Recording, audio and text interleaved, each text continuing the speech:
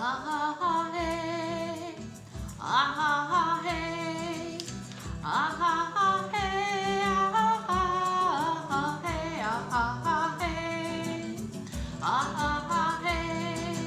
ah, hey, hey.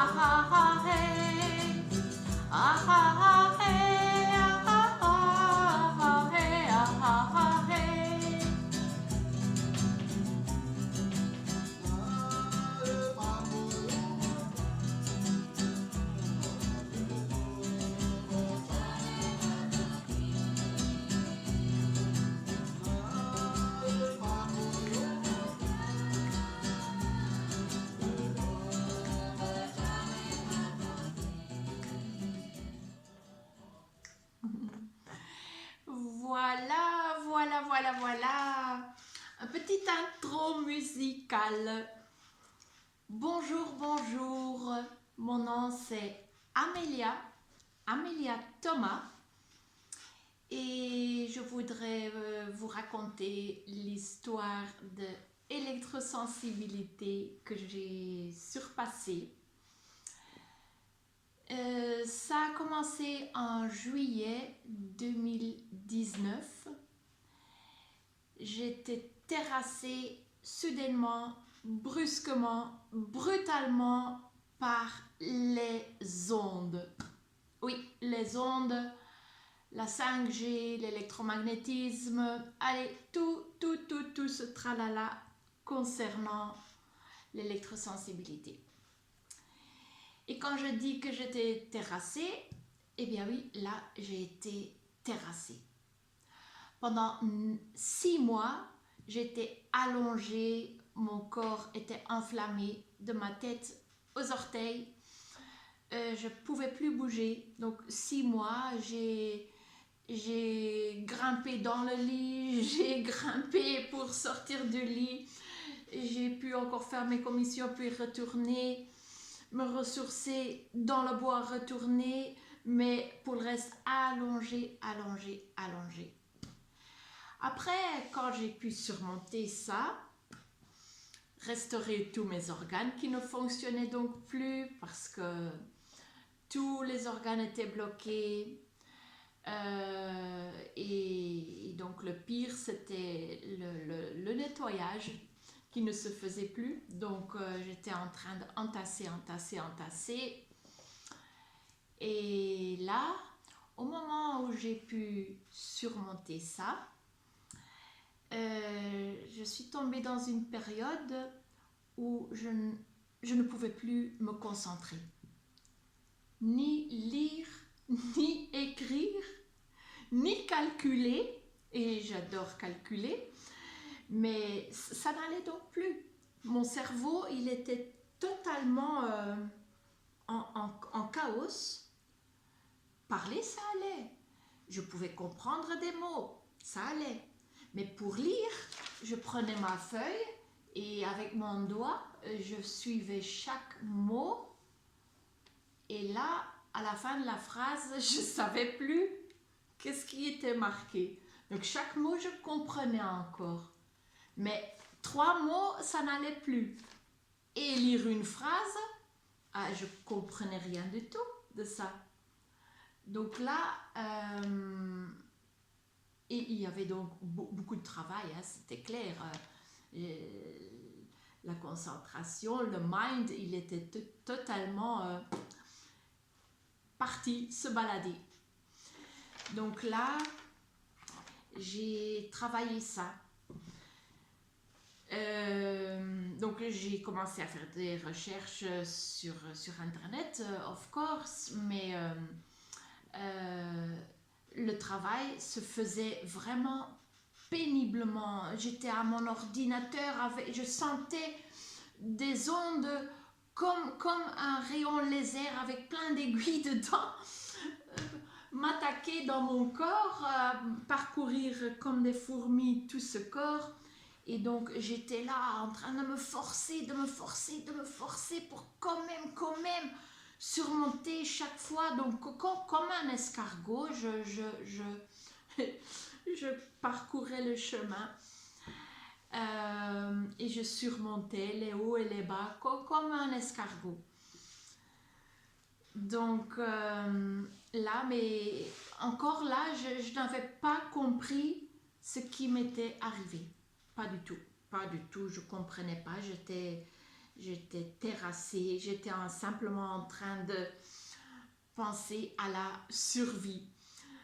Sortir de ce trou dans lequel j'étais tombée. Donc là, et oui, j'étais confrontée à des peurs, hein, c'était clair. La peur de rester coincée là-dedans, la peur de rester emprisonnée dans une cage de Faraday, une grotte, une grotte très très très très très profonde, parce que c'était la dégringolade totale. Donc, et j'avais l'impression de crier du fin fond de moi. Eh oh, il y a quelqu'un là, de l'aide. En plus, en moi, il y avait des moments de vide total. Donc, vraiment que je me tapais ici sur la tête et je me dis, est-ce qu'ici, il y a quelqu'un là? Donc, et oui, c'était aussi 6 mois que ça m'a pris pour surpasser cette épreuve-là. Donc déjà, ça faisait 1 an que j'étais en train de survivre un truc que je ne comprenais pas ce que c'était. Et ce qui était frappant, c'était qu'il y avait le chaos total, en moi, en dehors de moi.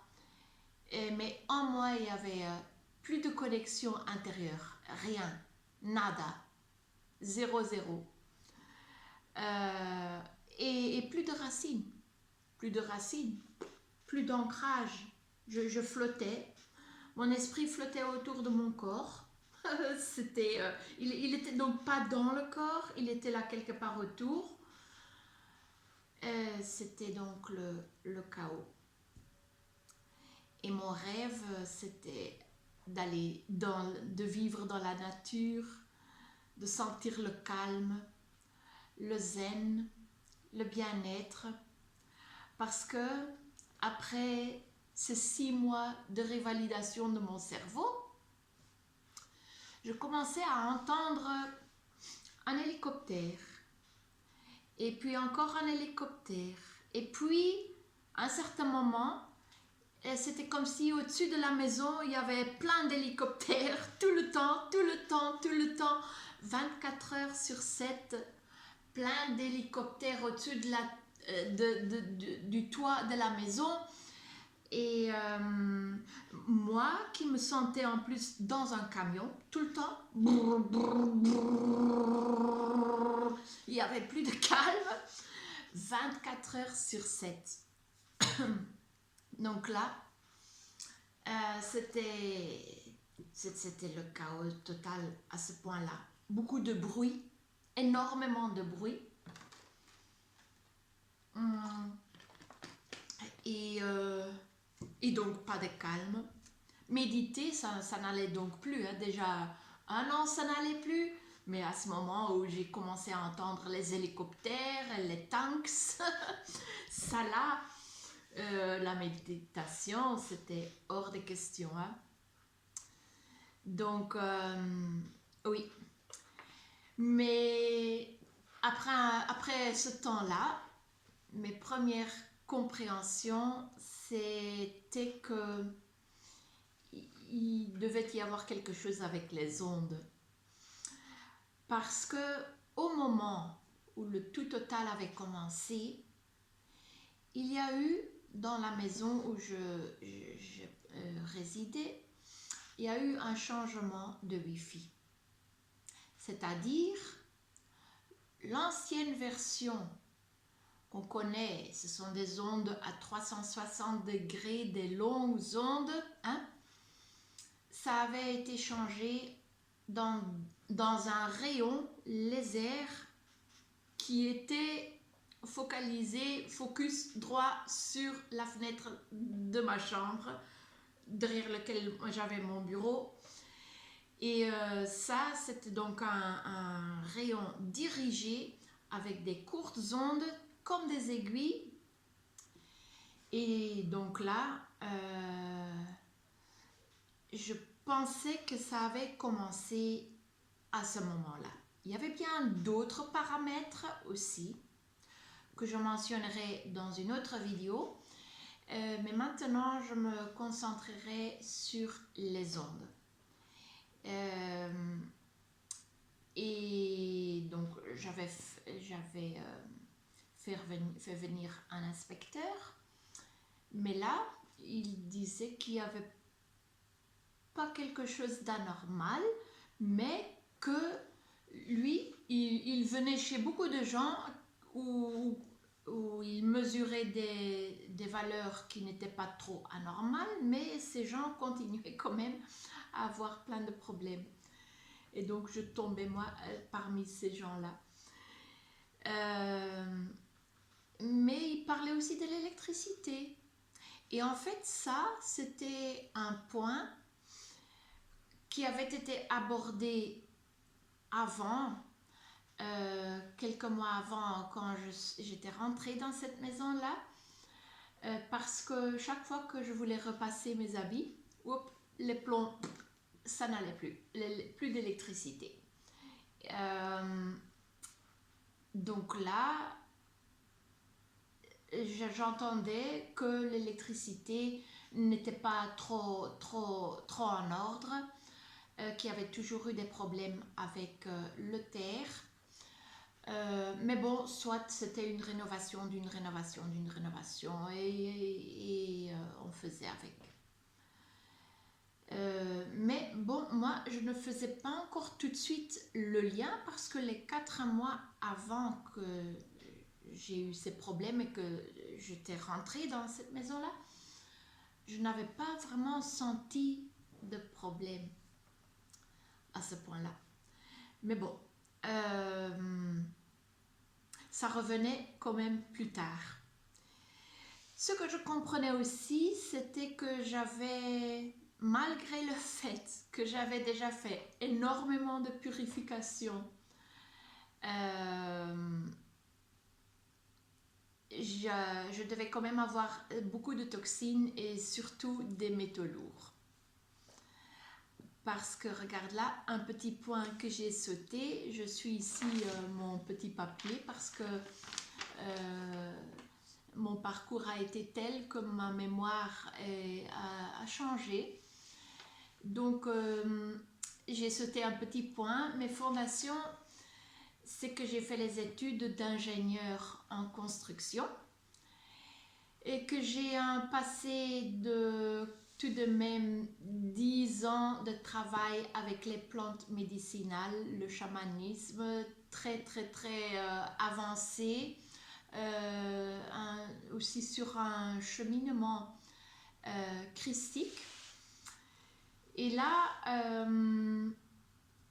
donc j'ai tout de même une bonne connaissance du monde invisible. Quand les scientifiques quantiques disent qu'avec nos 5 sens, on perçoit que 3% de la réalité et qu'il y a donc 97% de la réalité via ce corps, ou, sauf si on a un 6e sens développé. Donc il y a tout de même une grande réalité qui n'est pas perçue consciemment, mais de ce package-là, j'ai quand même eu pas mal d'expérience pour dire que ce monde invisible ne m'est pas du tout inconnu. Et que je connais mon chemin. Donc là, entre parenthèses, parce que j'avais sauté ce petit point-là, pour revenir à mes compréhensions, c'était donc malgré toutes les purifications que j'ai faites, que ce n'était apparemment pas suffisant, mais maintenant c'était plutôt sur le point de métaux lourds. Et là, je dois dire que j'ai quand même pas mal de plombage dedans avec à l'ancienne. Et donc, ça a joué un grand rôle. En plus, on reçoit via les chemtrails et tout, quand même, de la poudre de l'aluminium qui rentre via les pores, qui se met autour du cerveau comme un film gris. Et on devient des petites voitures qu'on peut manipuler à distance via satellite et tout. Tous les ondes, hop, on est des antennes sur 2 pieds. Donc voilà que je me réalisais que ce n'était pas seulement un travail corporel, mais aussi et surtout un travail de conscience. Et c'est ça qui était donc le plus difficile parce que, comme je disais, déjà c'était des moments vides ici, des flashs de total silence, rien, plus rien. Mais quand même, je pouvais me projeter là où je voulais être.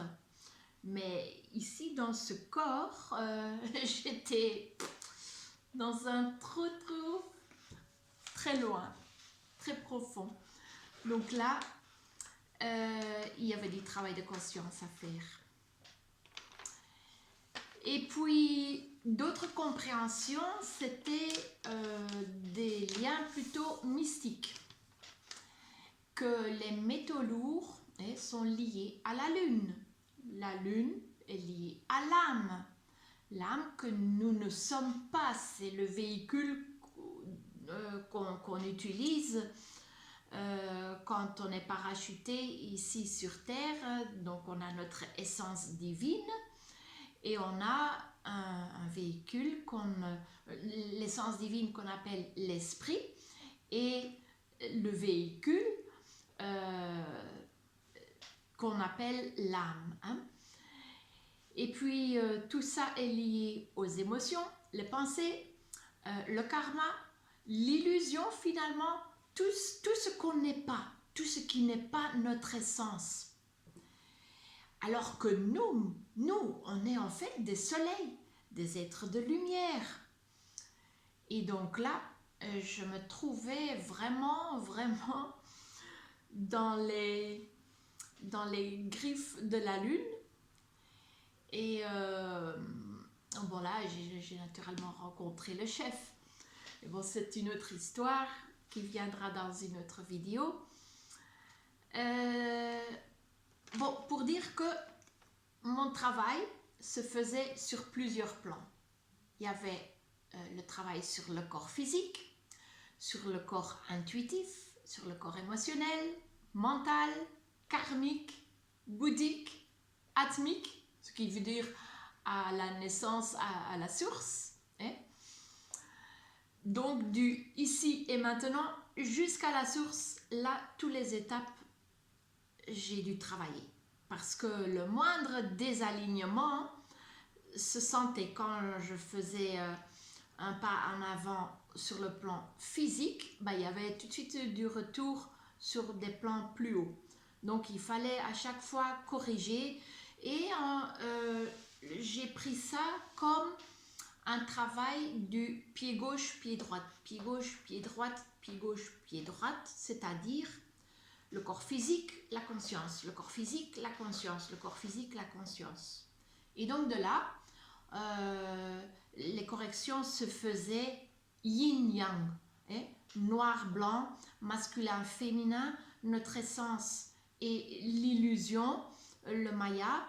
Donc mettre tous ces deux-là en balance, harmoniser. Bon là, je viens au point des erreurs commises.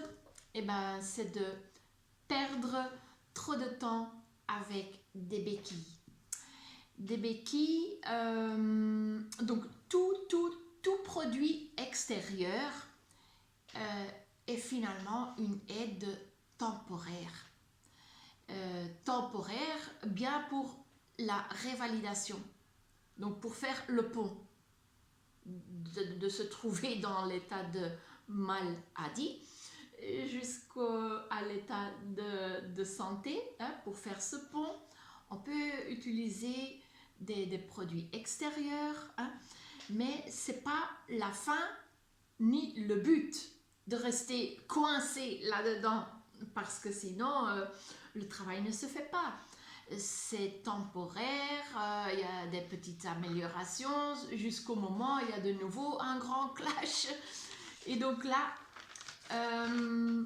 le travail se fait depuis l'intérieur, hein,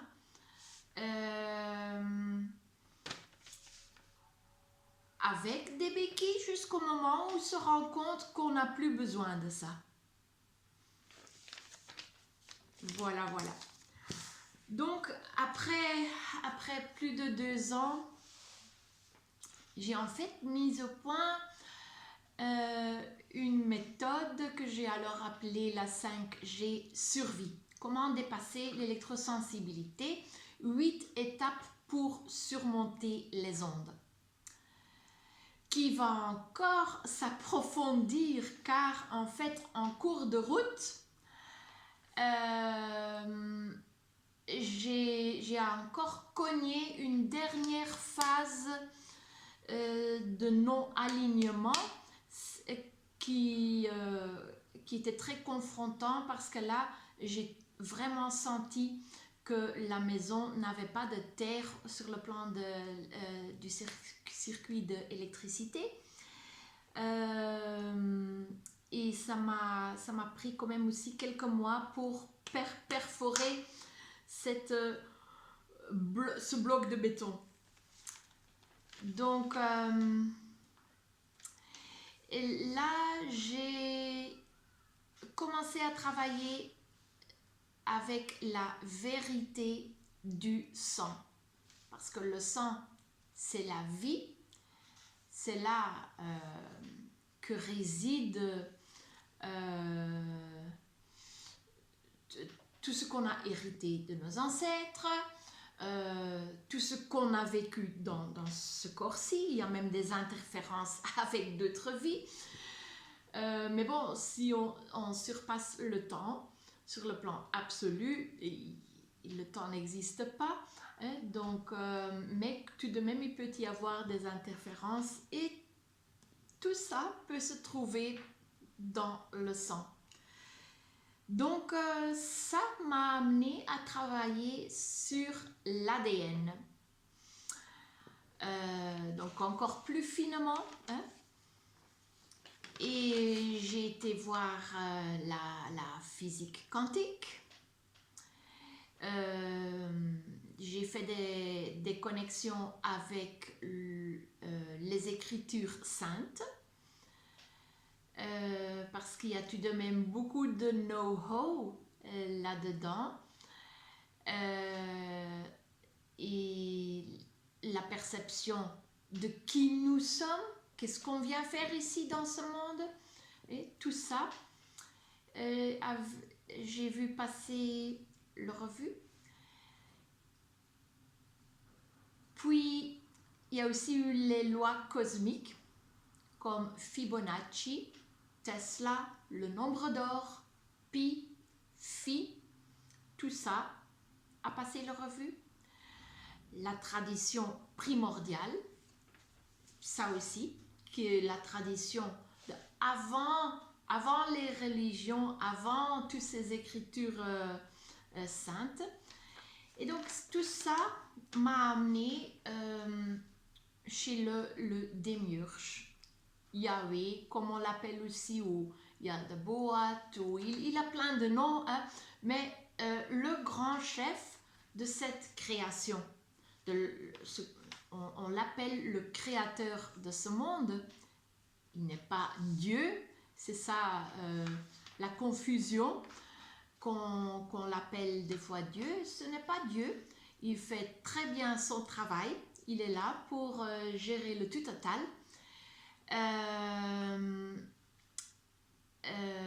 Et donc oui, j'ai fait connaissance. Et puis il y a naturellement dans sa création que vu l'électrosensibilité, j'ai commencé à étudier l'électricité, l'électromagnétisme, la torsion, parce que beaucoup de fois, on oublie la torsion, car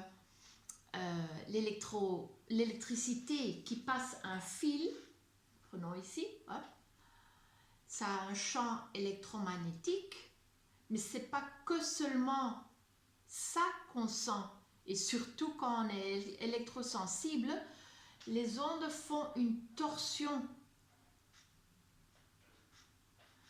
Donc là, et ça se sentait personnellement très fort avec tous les genres de diètes que j'ai essayé, parce que il y avait des périodes où je pouvais me lancer là-dedans et après ça n'allait plus du tout. Il fallait changer 180 degrés et puis de nouveau changer 180 degrés, puis changer et puis changer, parce que j'étais dans ce mouvement d'onde. Mais vu que je savais vers où aller, je pouvais, après un temps, pas mal gérer ces changements, faire le fine-tuning. Hein. Donc, voilà. Ça, c'était le travail, brièvement, de ces 2 ans que je parcours maintenant. Et ce 21 décembre 2021, je sors de ma grotte, je sors de mon ermitage pour accompagner des femmes coincées dans les mailles de l'électromagnétisme, dans les mailles du démiurge, ou qu'on appelle aussi l'araignée, qui gère sa toile d'araignée. Hein. Mais donc j'ai décidé de sortir de cette grotte pour aider d'autres femmes. Et aujourd'hui, le 21/12/2021, le total de tous ces chiffres, ça fait 2. Donc on tombe dans la dualité. Avec ça, je réfère au démiurge. Mais si on prend 21/12/21, on a 3 fois 3, on a 9. Ça, c'est le chiffre de l'amour. Et quand on prend la roue de Tesla avec les chiffres de 1 à 9, qu'est-ce qu'on voit quand 9 et en haut reçoit le milieu qui gère l'amour? Le 1, l'unité, se trouve juste entre ces 2 chiffres. Et voilà que on a donc le tout total. Donc là, avec cette vidéo, je voulais vous donner un résumé du parcours pour dire que oui, c'est possible de surpasser l'électrosensibilité. J'en suis moi-même la preuve vivante. Et je dirais, let's go, on y va. C'est simplement une compréhension en fait totalement différente de ce qui est normalement compris quand on se dirige vers l'intérieur.